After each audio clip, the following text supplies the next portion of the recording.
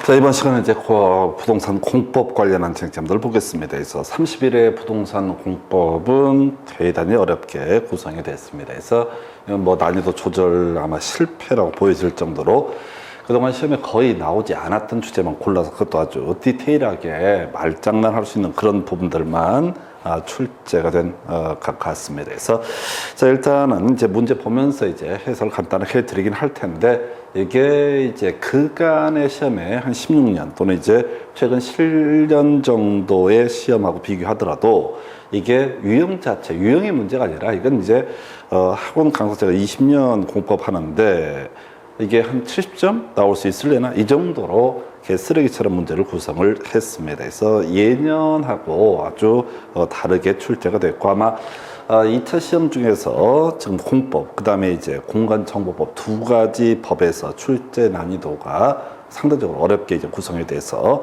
좀 합격률이 빠지지 않을까 생각하고 있습니다. 그래서 자, 먼저 첫 번째 문제. 광역도시계획. 자, 틀린 것을 고르시오. 해서 그동안 문제에서는 광역도시계획의 의라고 해서 광역계획권의 장기 발전 방향하고요. 그다음에 광역계획권 지정이라고 해서 국토부 장관, 도지사, 광역계획권 지정할 수 있다. 또 국토부 장관, 도지사, 광역도시계획 수립할 수 있다. 이런 것들이 가장 기본적인 구조. 그래서 1번쯤은 도지사 수립할 수 있다라고 해서 이건 오른편에서 이런 걸 답을 내줘야 되는데 자, 일단은 이 문제에서는 틀린 걸 고르시오라고 이렇게 구성이 되어 있어요. 그래서 1번은 아쉽게도 답이 아니게 가고요. 2번 기준이라는 것은 국토부 장관이 정한다 해서 이건 이제 우리가 기존의 문제들을 통해서 모든 기준 국토부 장관이 정한다 이렇게 가게 됩니다. 3번 지문, 4번 지문, 5번 지문 이 중에 이제 골라내야 됐던 그런 문제고요. 3번 광역 계획권이라고 하는 거 두 개 이상 도시를 묶어주는 걸 의미하고요. 공청회 별로 뭐 중요한 건 아닌데요. 자, 이 공청회 하나의 광역계획권 단위로 개최를 하되 필요할 때 이 광역계획권을 여러 개 지역으로 나눠서 개최할 수 있다 해서 오른편 구성을 하고 있고요. 자, 그 다음에 5번 국토부 장관은 광역도시계획 수립했을 때 직접 그 내용을 공고하고 일반이 열람할 수 있도록 해야 된다 해서 요걸 틀리게 뽑았어요. 뭐 거의 가치가 없는 얘기고요.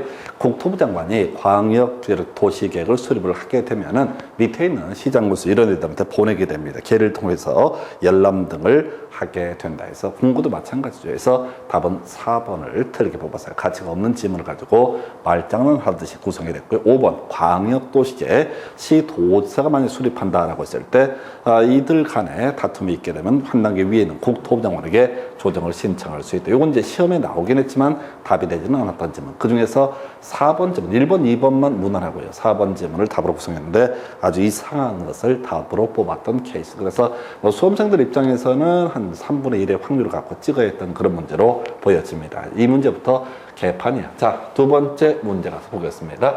자, 국토계획법상 공업기능, 유통, 물류기능을 중심으로 개발, 정비할 필요가 있는 용도지구 해서 요거는 뭐 그래도 좀 이제 맞춰야 됐던 그런 문제죠. 자, 31의 문제 치고는 그래도 괜찮았던 해서 일단은 개발이라는 것이 키워드가 되게 되죠. 해서 그러면 이제 개발지능지구에 관한 주제가 이슈가 되게 됩니다. 그래서 주거기능을 중심으로 개발한다. 주거개발지능지구, 공업, 산업이라는 게 유통물기능, 그 다음에 공업기능 하게 되면 산업유통개발지능지구에서 요건 굳이 쟁점을 삼아내게 되면 그런 식이죠. 30회 문제 중에서 산업유통개발지능지구에 대해서 주민이 그 입안에 제안을 할 수 있다. 그런 주제들이 하나의 쟁점이 돼서 관련해서 구성이 됐고요. 그나마 이거 문제는 힘들어도 우리가 용도지구의 종류를 따지는 문제가 최근에 구성이 됐었고 산업유통개발지능지구라는 단어가 한번 32회 때 답이 됐었고 그 다음에 31회 때 산업유통개발지능지구의 정의를 가지고 출제가 됐다 해서 하여튼 31회 문제는 워낙 개판으로 출제하니까 이런 문제를 꼭 맞출 수 있어야 했던 그런 문제가 되겠습니다. 그래서 답은 3번. 그 다음 주제 가서 볼까요? 자, 국토계획법상 기반시설 유발하는 시설에서 제외된 건축물에 해당하지 않는 것은. 자, 이거 원래 이제 우리가 200을 초과하는 신축축행이 뭐 뒤에 한 문제 나오지만은 자, 이런 경우에 기반시설 부담구역 안에서 일정한 기반시설 유발 개수에 따라서 기반시설 설치 비용을 내야 됩니다. 그런데 우리 법 시행령을 보게 되면 자, 이 기반 시설 설치하지 않아도 되는 건물 종류를 쭉 나열을 합니다. 그래서 뭐 공적인 주체가 한다거나 사회적으로 필요한 시설이라거나 등등등. 그래서 자, 뭐 수험생들이 아무래도 사립 유치원 막 이거 많이 찍었을 것 같아.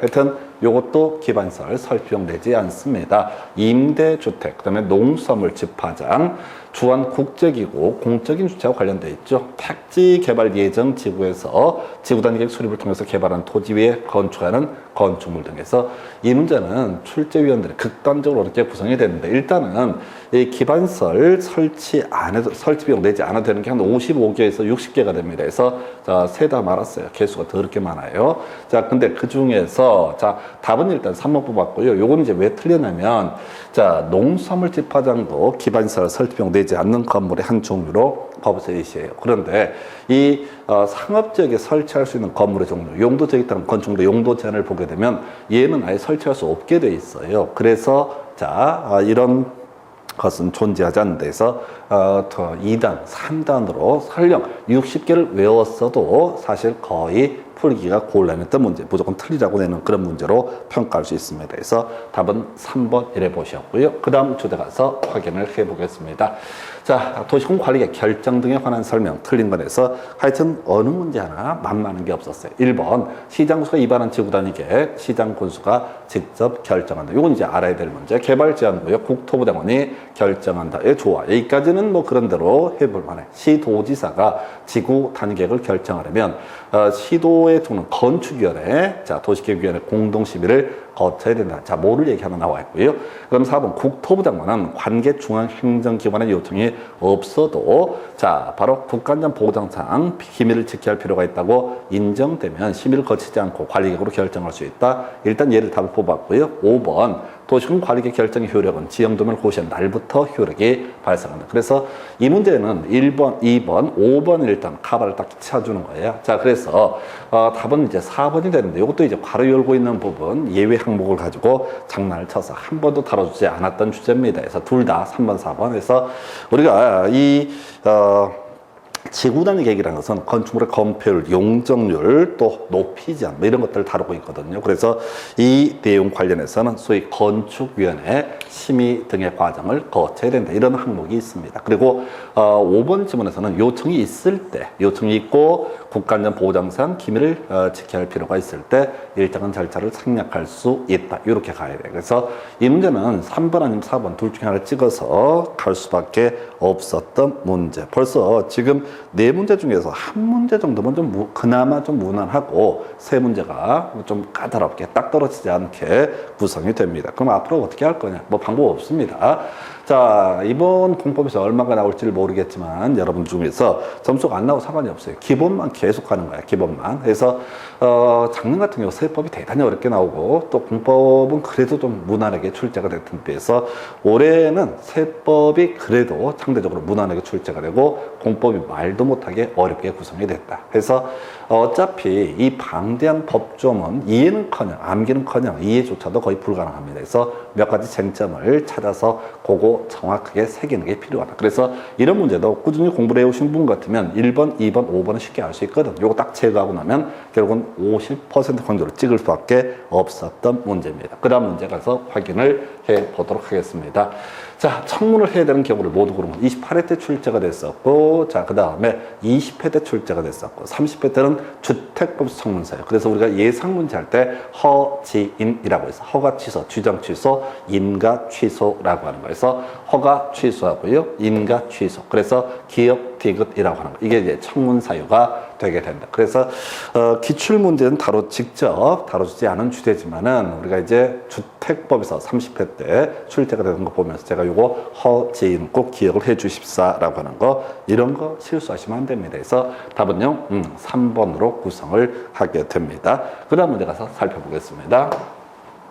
자, 국토기획법상 자연취락지구간에 건축할 수 있는 건축물에 해당하지 않는 것에서 이 자연취락지구의 의미를 새겨야 되죠. 시구를 의미하게 됩니다. 그래서 일단 가보십시다. 눈에 확 띄는 것들, 단독주택이라고 하는 거, 마을회관, 한원, 뭐 여기까지는 대충 감 잡을 수 있어. 시골에도 주택이라든가 마을회관, 한의원 뭐 이런 것들은 뭐 들어갈 수 있다. 그럼 이제 도축장 하고요. 그 다음에 자, 동물 전용의 장례식장, 동물이 포인트가 아니라 장례식장이 포인트가 되게 될 텐데요.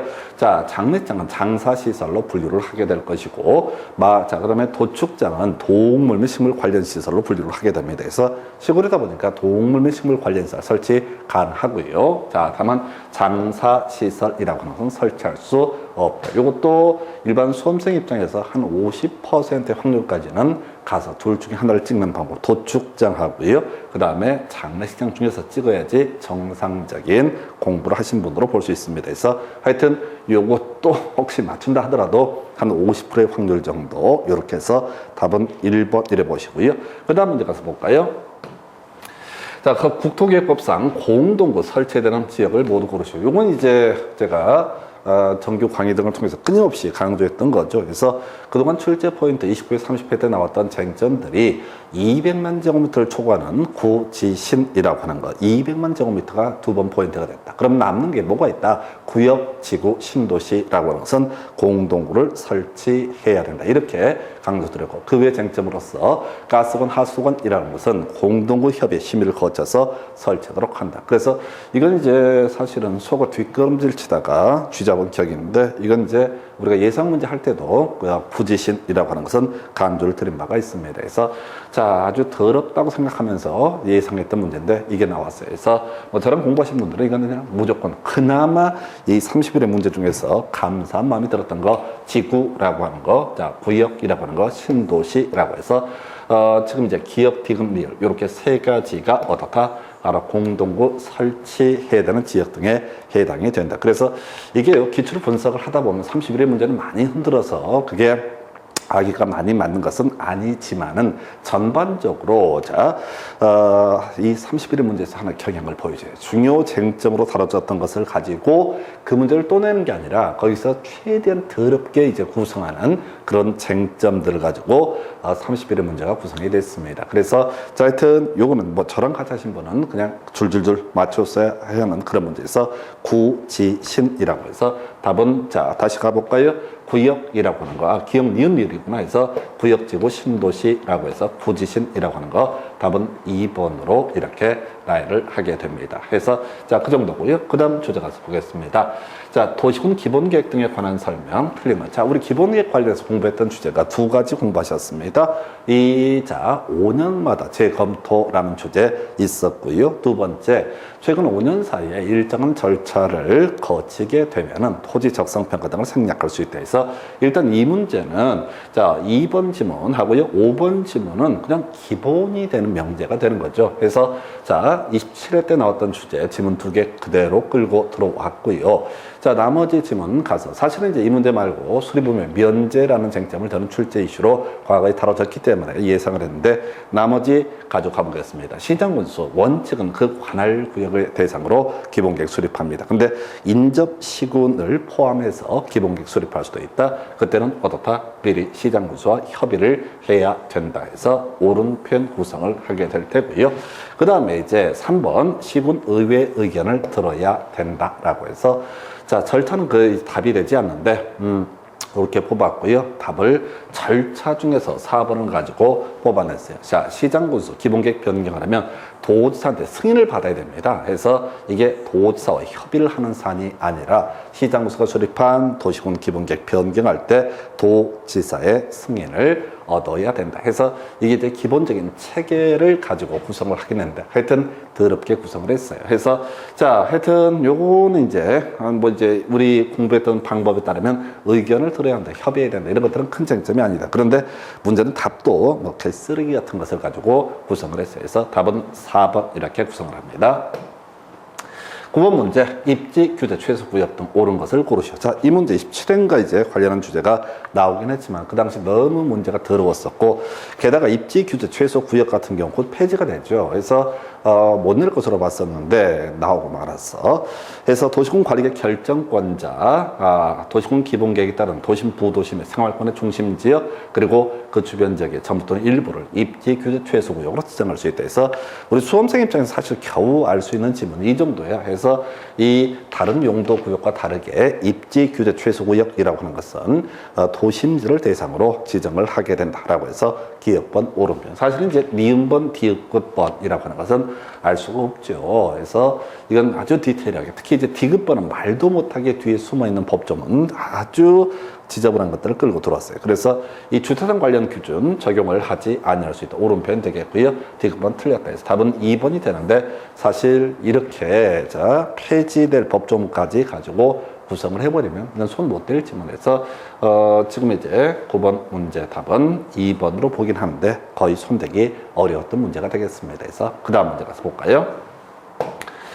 자, 국토기획법상 개발응역 기준에 해당하지 않는 것은 자, 이 문제가요. A4용지 4페이지에 남겨져 있는 것 중인 내용을 가지고 하나하나 구성을 했습니다. 자, 이런 문제를 풀어가는 테크닉을 이렇게 설명을 드렸습니다. 앞을 보지 마라, 뒤만 봐라 해서 적합할 것, 적합할 것, 적합할 것 나와 있죠? 뭔 소리인지도 몰라요. 이거 의미 새겨봤자 이런 점은 다시는 똑같이 출제가 되지 않습니다. 그래서 여러분들이 정상 이걸 이제 이런 문제를 찍어가는 테크닉이라고 하는 것은 내용 잘 모르지만 적합해야지 어떻게 할 수 있다. 일정한 기준에 적합해야지 개발 행위 허가 처분을 할 수가 있다. 그래서 자 4번하고 1번 갖고 이제 가야 되는데 자금 조달 계획이 목적 사업의 실현에 적합하도록 수립되어 있을. 그래서 이런 것들은 이제 소설 쓴 거죠. 그래서 자 답을 1번으로 구성했었고요. 나머지가 개발 행위허가의 기준. 근데 이게 이제 현실적으로 풀 수가 없다는 것이 개발 행위허가의 기준이라고 해서 A4 용지 4페이지에 깨알처럼 이런저런 내용들이 다 써 있고요. 그 중에 뒤에 있는 지문 일부씩을 잘라서 낸 그런 출제 기술이 되겠습니다. 그래서 이거 풀 수도 없고 그냥 세 가지. 그냥 이런 것들을 깊이 보면 안 돼요. 앞으로 이제 또 공부를 하시고 시험을 준비하는 분 입장에서는 5페이지, 4페이지에 걸쳐 있는 개발행위 기준을 내가 외워버리라. 그래서 대한민국 어떤 교재에도 이런 개발행위의 기준 5페이지를 다 넣을 수는 없습니다. 그랬다간 공법 교재가 한 뭐 4,000페이지, 5,000페이지 이런 문제가 터져버리니까 내지 못해요. 넣지도 못해요. 그래서 이런 문제는 감으로 찍어야 된다 해서 적합할 것. 3개만 걸러내게 되면 이때 어떻게 돼? 연필 굴리시면 되겠습니다. 그래서 생각할 필요 없어요. 생각해서 해결될 문제는 아니다 해서 답은 1번 이렇게 갑니다. 자, 국토기획법상 성장관리 방안에 관한 설명 옳은 것을 모두 고르시오. 그래서 우리 성장관리 방안 2가지 정도만 준비하자고 그랬습니다. 내용들이 상당히 복잡하기 때문에 이걸 다 외울 수가 없었고 이것도 이제 극단적으로 이제 장난을 친 거예요. 해서 자, 기반시설의 배치 규모에 관한 사항은 성장관리 방안에 포함시키지 아니할 수 있다. 요건 이제 알아야 되지. 그래서 우리가 성장관리 방안 수립할 수 없는 지역, 주상공지역이라는 개념하고요. 그 다음에 기건이라고 해서 기반시설의 배치 규모, 그리고 세트, 건폐율, 용적률, 용도 제한까지는 의무적 포함상 이 정도까지는 외우고 들어가야 돼. 그래서 수험생 입장에서는 기억 하나만 자 틀렸다라는 것을 알 수가 있다. 이렇게 가는 거야. 그러면 이제 남는 문제 기여자 즉 옳은 것을 고르시오라고 하니까 기억 3개 제거를 하면 됩니다. 그리고 나머지 찍는 수밖에 없어요. 자, 시가화 용도 지역이라고 하는 것은 성장관리 방안 수립 대상적이 아니다라고 해서 니은번 옳은 표현 이렇게 가게 되겠고요. 이게 뭐냐면은 자, 시가화 용도 지역이라고 하는 것은 주상공 지역을 가리켜서 시가화 용도 지역이라고 얘기를 합니다. 그래서 이걸 다 뭐 시가화 용도 지역 보존을 하나하나 다 외울 수가 없다는 거야. 그래서 어차피 시험의 합격이라고 하는 것은 각 과목별로 평균 60점을 넘어야지 합격을 하십니다. 그래서 자, 공법이 지금 31회 시험에서 개쓰레기처럼 흔들어 버렸다고 해서 그걸 뒤지게 판다고 해서 여러분 머리로 그 못 외웁니다. 왜? 제가 학원 강의 20년, 공법만 갖고 보면 20년을 넘게 했는데 이 문제를 보고 어이가 없어가지고 어이가 없을 정도로 흔들어 버렸어요. 그러면 제가 20년 했는데 문제 보고 헛웃음이 나올 정도면 여러분들이 1년, 2년 해가지고 이게 무슨 말인지 이해가 되고 이건 내가 알고 웃기지도 마세요. 절대 안 됩니다. 그래서 문제는 어찌됐든 합격을 해야 되는 것이고 뒤에 보면 이제 또 괜찮은 문제도 있어 몇 개씩. 그래서 올해는 공법에서 한 40점에서 50점, 40점, 50점 진짜 제가 보기에는 진짜 기초가 탄탄하신 분 이런 분들만 공법에서 안정적으로 자, 뭐죠? 꽈락 점수 찍어서 맞추고 빼고 찍어서 몇 개 맞춰버리면 대박인 거고 그걸 제외하고는 거의 손을 댈 수가 없었던 문제. 그래서 자, 지금 이건 의미 자체도 없고요. 자, 기억 하나 틀렸다. 요거 하나만 우리가 알 수 있고 기존 문제를 가지고 해석할 수 있는 영역. 기억도 놓쳐버리면 그건 더 이상 여러분들이 이 정도 내용 자체를 외울 수가 없어요. 특히나 이 디귿번 같은 경우는 어디서 나오는 얘기냐면 용도적에 따른 건필과 용정을 얘기를 하면서 이것에 대한 특례 조항을 가지고 이 디귿번 지문을 만들게 됩니다. 제가 뭔 소리인지 몰랐고 법정을 찾다가 진짜 고생 진짜 했던 지문이 디귿번 지문. 그래서 이번 출제위원들, 최소한 공법의 출제위원들은 자 민법도 뭐 개의 작당하라고 낸 거지만 그 민법은 그러다 쳐. 근데 공법은 이건 그 두꺼운 법조문 6개 법을 다 외워서 책을 들여도 법조문을 들여도 파일을 들여도 컴퓨터를 열어놓고 봐도 자 40분 안에 40문제 풀 수 없게 구성이 되어 있었습니다. 그래서 하여튼 답은 4번으로 구성을 합니다. 그 다음 문제예요.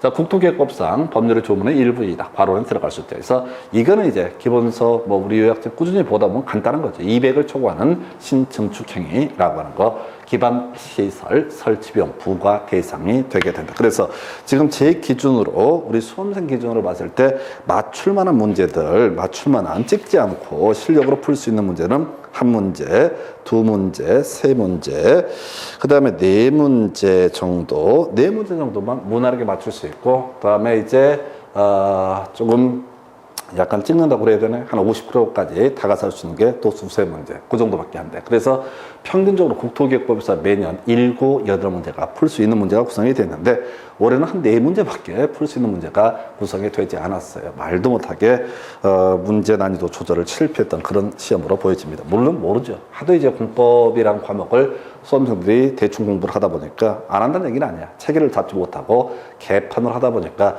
이래도 죽고 저래도 죽었으니까 별 체감을 못한 분이 오히려 행복하죠. 그래서 하여튼 자 국토기획법 12문제 중에서 그나마 우리가 4, 5문제 그리고 약간 50% 확률 정도를 갖고 찍을 수 있었던 문제 역시 한 30문제 그래서 최대 7, 8문제밖에 맞출 수 없었던 문제 그래서 실제 이건 제 기준이고 시험장에서는 이미 민법에서 초토되신 분들이 2차 중개사법 좀 해볼만 하다가 공법에서 또 한번 좌절을 했던 또 2차 과목만 준비하는 분들도 공법에서 끊임없이 좌절했을 법한 그런 문제로 평가합니다. 자, 도시개발법 문제 몇 개 체크해 보겠습니다. 자, 환지 방식에 따른 사업 시행 틀린 것을 고르시오라고 해서 지정권자 환지 방식으로 사업 시행할 때 사업 시행자가 지자체이면 동의를 받을 필요 없다 해서 오름표 오랜만에 이제 알아먹을 얘기 나와 있습니다. 2번 지문이요. 시행자 채비용도로 환지 예정제가 지정됐을 때 처분도 할 수 있다 해서 환지 예정제 지정이라는 것은 기본적으로 사용수익 권능의 이전을 의미하게 되는데 채비지에서 바로 사업 시행자 몫의 땅이 되니까 이때는 처분도 할 수 있다. 자, 3번. 자, 소멸한다라고 하는 건 나와 있죠. 언제 환지처분 공고일이 끝나는 때에서 환지처분 공고일이 끝나는 때라고 해서 옳은 표현 되겠고요. 지자체가 도시개발 사업 전부를 환지 방식으로 시행하고자 할 때 시행 규정을 작성해야 된다. 이건 이제 알아야 되는 거지. 우리가 조합원 정관이라 불렀었고요.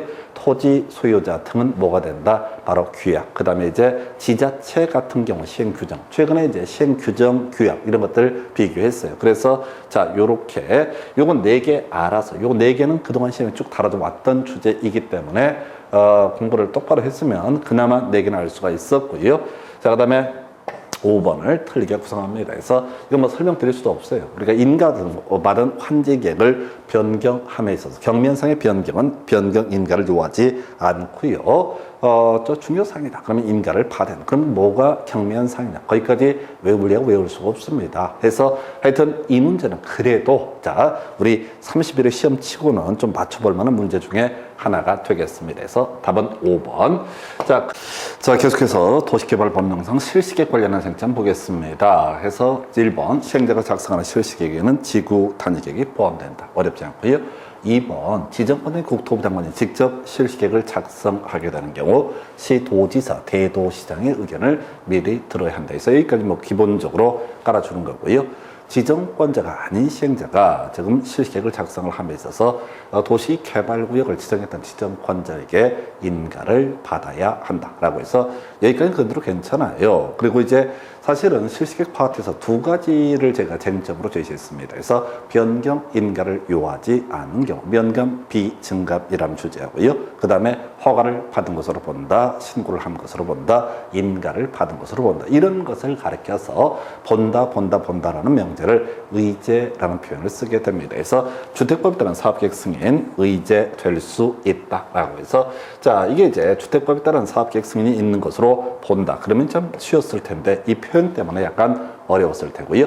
자, 4번 지문을 답으로 구성을 했었는데 요거는 이제 한 15년 된 그런 지문을 가지고 구성을 했어요. 그래서 내용을 보게 되면 자, 이 실시계획에는요 지구 단위계획이 포함됩니다. 그래서 어떤 토지의 건폐율과 용적률과 용도제 또 경우에 따라서 높이 제한 등 이런 내용을 다루는 계획이 지구 단위계획. 해서 원래 지구 단위계획을 결정하려면 도시군관리계획 입안 결정 과정이라는 과정을 거쳐야 되는데요. 그냥 실시계획 인가가 이루어지면 바로 도시군관리계획이 결정 고시된 것으로 보게 됩니다. 그래서 어떤 토지에 대해서 자, 기존의 용도 지역을 통해서 예를 들어서 건폐율이 60%다라고 한번 예를 들어보겠습니다. 그런데 여기에 실시계획, 바로 지구 단위계획을 포함한 지구 단위계획이 포함이 돼 있는 실시계획이 인가가 된다, 고시가 된다라는 얘기인 즉슨 확정이 된다 이런 얘기죠. 그 얘기는 바로 건폐율을 지구 단위계획 또 실시계획에 정한 사항에 따라서 적용을 한다라는 의미입니다. 그래서 지구 단위계획으로 70%의 건폐율을 정해놨다라고 한다면 이때는 새롭게 바뀐 지구 단위계획을 우선 적용을 하게 됩니다. 그래서 4번 고시된 실시계획의 내용 중 자, 도시군관리계획으로 결정해야 하는 사항이 종전에 도시군관리계획으로 결정한 사항에 저촉되면 종전이 얼마야? 예를 들어 60%란 말이야. 그러면 종전에 도시군관리계획으로 결정한 사항이 우선하여 적용한다 해서 이걸 틀리게 구성을 했었어요. 그래서 이것도 이제 잘 내지 않았던 주제. 그래서 결국은 1번, 2번, 3번 정도 무난했었고요. 5번 지문. 자, 바로 사업계획 승인이 있는 것으로 본다. 이렇게 됐으면 참 좋았을 텐데 의제된다라고 해서 수험생들이 조금 이제 힘들어했을 법한 그런 지문으로 보여집니다. 어쨌든 답은 4번. 조금 얘는 그래도 31의 문제치고는 어쩌면 맞출 수도 있었던 그런 문제. 자, 그 다음 문제 가서 확인을 해보겠습니다. 도시개발 조합에 관한 설명, 옳은 것은 해서 자, 끄트머리 조합은 될 수 없다라고 되어 있죠. 그래서 조합원의 자격, 도시개발구역 안에 토지 소유자라고 되어 있습니다. 그래서 자, 요거 땅 팔면 조합은 될 수 없는 거죠. 조합원 자격을 상실하는데 이것은 임원의 결격 사유와 관련한 부분. 2번 조합원 보유 토지 면적에 관계없이 평등한 의결권을 가진다까지는 좋아. 근데 공유 토지 경우 자, 공유자별로 의결권이 있다. 말이 안 되는 거죠. 우리가 공유라고 하는 것은 자, 여러 개 소유권이 있는 것이 아니라 지분 형태로 소유권을 나누어 가는 걸 얘기하는 거죠. 그래서 하나의 토지가 두 명의 공유다. 갑과 을이 50대 50의 지분으로 공유하고 있다. 그러면 전체를 묶어서 하나의 소유권으로 보게 됩니다. 그래서 2번 틀렸고요. 3번 조합은 도시개발 전부를 환지 방식으로 시행하는 경우 그 시행자가 될 수 있다. 이거 제일 쉬운 거잖아. 해서 환지 방식일 때 토지 소유자는 조합도 다 시행자가 될 수 있다. 그래서 이 문제는 답이 너무 유치해서 민망할 정도의 문제. 4번 자, 조합설비인가 신청하는 면적 3분의 총수입분할 숫자 바꿨죠. 그래서 틀리게 뽑았고요. 자, 5번 질문 토지 소유자가 조합설비인가 신청에 동의했다면 그 조합설비인가 신청 전에 동의 의사를 철회했다라고 할지라도 토지 소유자 동의자 수에 포함된다. 이건 틀렸지. 어디서 공부하는 거야? 주택법 파트에서 리모델링 관련해서 자, 바로 허가 신청하기 전에 동의의사 철회하게 되면 그 사람은 동의자 수에서 제외한다 해서 이미 자, 법은 다르지만 이미 다뤄졌던 주제고요. 이 문제는 무조건 맞춰야 되는 문제. 그럼 너무 쉬워서 오히려 당황했을 수도 있을 법한 문제가 아닌가 싶습니다. 그래서 답은 3번. 자, 그다음 자, 계속해서 관련한 쟁점 살펴보겠습니다. 도시개발구역 지정 해제 등에 관한 설명, 괄호 안에 들어갈 내용을 올바르게 연결하시오라고 그렇게 되어 있습니다. 그래서 이 도시개발구역을 지정한 후 개발계획을 수립하는 경우 아래 규정된 날의 다음 날에 그 구역 지정 해제된 것으로 본다 해서 자, 그간 문제에서 다뤄졌던 쟁점은 구역 지정한 후에 개발계획을 수립하는 경우가 있었죠. 어디에서? 시골에서라고 되어 있습니다. 그래서 자, 스토리가 시골에서는 먼저 자, 도시개발구역을 지정하고 나서 개발계획을 수립하게 된다. 그러면 이제 그 다음 단계가 뭐야? 실시 계획에 관한 인가 신청 이런 순서로 가게 됩니다. 그래서 이 도시개발구역 지정 고시된 날로부터라고 돼 있어요. 자, 몇 년 내? 2년이 된 날까지 개발계획 수립 고시하지 않는 경우 그 2년이 된 날에 자 다음 날입니다. 뒤에 2년이 된 날에 다음 날에 도시개발구역은 해제된 것으로 본다. 다만 그 면적이 330만 이상일 때 5년으로 한다라고 해서 이렇게 보셨고요. 자, 그러면 이제 개발계획 수립하고 나서 다시 몇 년 내 3년이 된 날까지 실시계획 인가를 신청하지 않게 되면 그 3년이 된 날에 다음 날에 바로 도시개발구역 지정은 해제가 된 것으로 보게 됩니다. 다만 이 도시개발구역 면적이 330만 제곱미터 이상일 때 이때는 위랑 똑같아요. 5년으로 한다 해서 2, 3, 5 이렇게 가게 되는데 자, 이 문제는 사실은 31회 도시개발법 파트에서는 좀 틀려달라라고 내는 문제로 평가할 수 있겠습니다. 그래서 이 정도까지. 그 다음 주제요. 자, 도시개발법령상 총회 의결 사항 중 대의원회가 총회 권한을 대행할 수 있는 사항은 이렇게 되어 있습니다. 그래서 자, 이게 이제 우리 요약집이나 이런 데도 항상 넣어놓는 주제가 될 텐데요. 이 정계 환임 이런 식으로 갑니다. 그래서 정관의 변경, 개발계획의 수립, 자, 변경도 포함될 테고 일정한 경우에 그 다음에 임원의 선임이라는 거 반드시 총회 의결을 거쳐야 되고요. 그 다음에 좀 어려운 것이 합병, 해산 등 또 해산은 예외 항목이 있습니다. 그래서 일단 정계 환임 이렇게 가야 될 텐데 정관의 변경, 개발계획 수립, 조합장의 선임은 임원의 선임에 해당이 되죠. 그 다음에 답은요. 4번 환지 예정지, 환지 계획의 작성이라고 하는 것은 소위 이름하여 바로 총회 의결사항이 될 수 있지만 환지 예정제 지정은 총회 의결사항으로 볼 수가 없습니다. 그 다음에 합병에 관한 사항도 반드시 총회 의결을 거쳐라. 그래서 자, 이건 이제 대의원회가 대행할 수 있는 사항에 환지 예정제 지정은 포함이 될 수가 있다. 이 정도로 해석을 하게 됩니다. 그래서 자, 요거 한 20회 때인가 한 10년 전에 한번 나왔다가 쭉 안 나왔었고 주로 요 근래 나왔던 것은 저기서 이슈가 됐었죠. 정비법에서 보궐이사, 보궐감사의 선임이라고 하는 것은 대의원에서 의결할 수 있다. 그거 이제 다시 도시개발법으로 넘어와서 대의원에서 의결할 수 있는 사항을 고르시오. 즉 총회 필수 의결사항이 아닌 걸 고르시오. 이렇게 이제 해석을 해볼 수 있겠습니다. 그래서 하여튼 좀 까다로웠던 문제. 답은 4번으로 구성을 했었고요. 그 다음 주제요. 자, 도시개발법령상 도시개발사업의 비용 부담 등에 관한 설명 옳은 것을 모두 고르시오라고 해서 자, 이게 이제 조금 이제 역시 19회 때 나왔던 주제였었죠. 그래서 관련 쟁점으로 나왔던 그 사이에 나왔던 주제는 그런 거 있었죠. 자, 비용 분담에 대해 다툼이 있으면 기재부 장관이 결정하는 바에 따른다. 이런 게 하나 있었고요. 혹시 요약집 갖고 있는 분들은 이제 확인을 해보시면 아시겠지만은 지중선로라고 해서 땅 밑으로 전선을 깔게 되는 경우,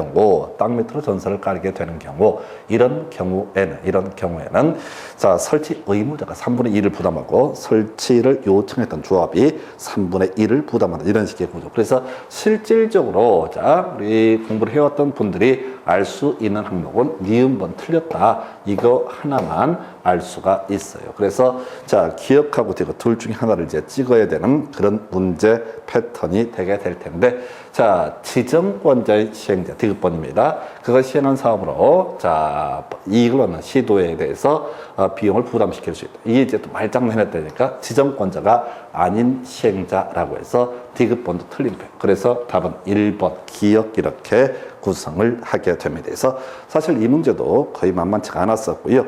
자, 지금 한 10년 정도의 텀으로 이제 확장을 했을 때 또 우리 요약집을 가지고 손댈 수 없었던 문제가 사실은 지금 자, 지금 이제 6번째 문제였나요? 그래서 해제 의제 사유 관련한 주제하고 지금 이 문제는 거의 풀 수가 없었던 문제로 보여집니다. 그래서 하여튼 답은 1번 해서 국토개혁법이 하도 어렵게 나오다 보니까 보통 도시개발법에서 세 문제 내에 맞추는 게 제가 일반적으로 맞출 수 있는 문제라고 설명을 드린 바가 있습니다. 그런데 여기서는 자, 세 문제 정도는 그래도 어느 정도 맞출 수 있는 문제가 아니었나 싶습니다. 그래서 여기까지가 도시개발법에 관한 문제가 되겠습니다.